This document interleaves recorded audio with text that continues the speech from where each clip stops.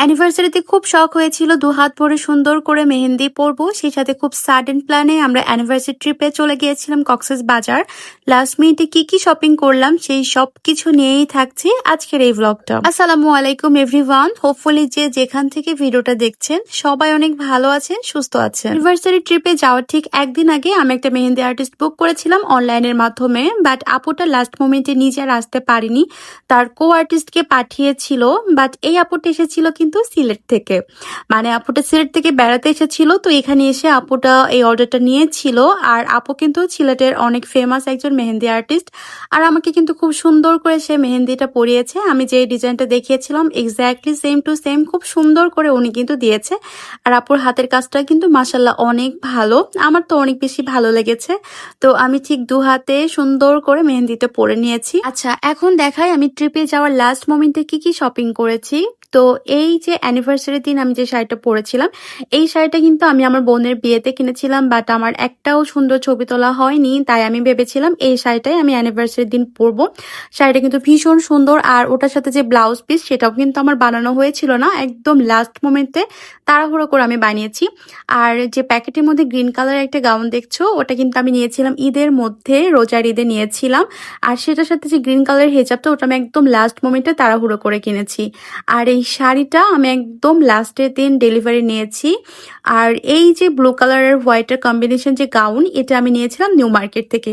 আর যে মেরুন কালারের গাউনটা দেখছো, এটাও আমি নিয়েছি মিনি থাইল্যান্ড পেজ থেকে। অনেকেই আমার কাছে জিজ্ঞাসা করেছো আমার এই পার্সটা আমি কোথা থেকে নিয়েছি। এটা নিয়েছিলাম আমি প্রিসিয়াস ফ্যাশন থেকে। আর এই যে জুতাটাও আমার ঈদের মধ্যে অর্ডার করা ছিল, বাট তখন আমি এটা হাতে পাইনি। আর এটা আমি একদম লাস্ট মোমেন্টে হাতে পেয়েছি, মানে অনেকদিন ধরে আমি এটা পাচ্ছিলাম না, এক্স্যাক্টলি সাইজটা পাচ্ছিলাম না। তো দেখো এটাতে কিন্তু একটু প্রবলেম আছে, তারপরও আমাকে এটা বাধ্য হয়ে লাস্ট মোমেন্টে নিতে হয়েছে, কারণ আমি চেয়েছিলাম আমার শাড়িটার সাথে ম্যাচ করে জুতাটা পরতে। আর এই সুন্দর ব্রেসলেটটা কিন্তু আমি একদম লাস্ট মোমেন্টে হোপের মধ্যে পেয়ে গিয়েছিলাম। এটা ভীষণ সুন্দর ছিল, দেখা মাত্রই মনে হয়েছিল একদম বিচের জন্য পারফেক্ট। আর এই ব্লু ড্রেসটাও আমি নিয়েছিলাম হোপ থেকে, এটা একটা শর্ট টপসের মতো ছিল, বাট এটা অনেক সুন্দর ছিল। অনেকদিন ধরেই আমরা ভেবেছিলাম আমাদের এবারের অ্যানিভার্সারিটা আমরা একটু ডিফারেন্ট ওয়েতে কাটাবো, মানে আমরা চেয়েছিলাম অ্যানিভার্সারি উপলক্ষে ট্রিপে যেতে, বাট লাস্ট মোমেন্টে আসলে যাওয়া হবে কিনা সেটা নিয়ে একদমই আমি অনিশ্চিত ছিলাম। একবার মনে হচ্ছিল যাওয়া হবে, আবার মনে হচ্ছিল যাওয়া হবে না। তো একদম ঠিক 2 দিন আগে আমি শিওর হয়েছি যে আমরা ফাইনালি যাচ্ছি। ওই 2 দিনের মধ্যে যে আমি কি তাড়াহুড়ো করে সবকিছু কমপ্লিট করেছি সেটা আমি জানি, আমার কোনো কিছু গোছানো ছিল না। আর আমার হাজবেন্ডের শপিং তো আমরা যেদিন যাব ঠিক সেই দিন দুপুরবেলা করেছে, তাহলে বুঝো আমরা কি তাড়াহুড়ো করে সবকিছু করেছি। আর দেখো অলরেডি আমরা কক্সবাজারের উদ্দেশ্যে আমরা রওনা হয়ে পড়েছি। আর দেখো একটুখানি শুধু ঘুমিয়ে গিয়েছি, আর ঠিক সেই মুহূর্তে আমার কানের কাছে ধাম করে একটা শব্দ হলো, মানে এখানে একটা অ্যাক্সিডেন্ট হয়েছিল। আর এই সামনের বাসটা ঠিক আমাদের বাসের সামনে চলে এসেছিল, মানে এত ভয় পেয়েছিলাম, জাস্ট একটু ঘুমিয়েছিলাম। আর অ্যাক্সিডেন্টটাও কিন্তু বেশ ভালোভাবে হয়েছে।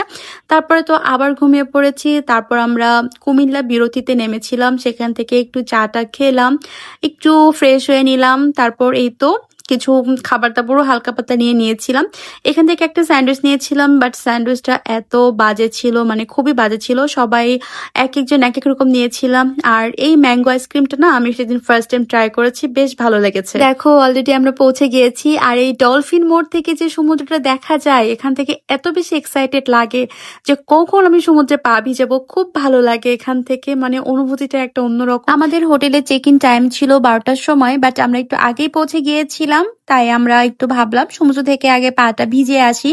যদিও আমাদের হোটেল থেকে একটা রুম দিয়েছিল ফ্রেশ হওয়ার জন্য, তো সেখান থেকে আমরা সরাসরি চলে গিয়েছিলাম সমুদ্রে। আমার হাজবেন্ড সহ সবাই বলেছিল এবার ওরা পানিতে নামবে না, গোসল করবে না সমুদ্রের পানিতে, বাট সমুদ্রের কাছে যেতে না যেতেই ওরা লাফিয়ে চলে গিয়েছে। আর হ্যাঁ, আমাদের সাথে আমার ছোট বোন আর ওর হাজবেন্ডও এসেছিল, সাথে আমার দেবরও গিয়েছিল। ওরা সমুদ্রে কিছুক্ষণ ঝাপাঝাপি করলো, আর আমরা 2 বোন একটু পানিতে পা ভিজিয়ে হাঁটলাম, বেশ সুন্দর সময় কাটালাম। এরপর হোটেলে গিয়ে ফ্রেশ ট্রেশ হয়ে আমরা খেতে চলে এসেছিলাম। আর আমরা যে কদিন ছিলাম প্রত্যেক দিন আমরা ট্রাই করেছি সামুদ্রিক ফিশগুলো ট্রাই করার। তো ফার্স্টের দিন আমরা নিয়েছিলাম লইটা ফ্রাই, সাথে আর কি যেন মাছ ছিল, মাছগুলো প্রত্যেকটাই কিন্তু খুবই ভালো ছিল। আর যেই হোটেলটায় খেয়েছিলাম এই হোটেলের খাবারগুলো খুবই মজা ছিল, তাই আমরা বেশিরভাগ সময় এই হোটেলটাতেই খেয়েছিলাম। আজকের ভিডিওটা এখানেই শেষ করছি, দেখা হবে নেক্সট কোনো ভিডিওতে। সবাই ভালো থেকো, সুস্থ থেকো, আল্লাহ হাফেজ।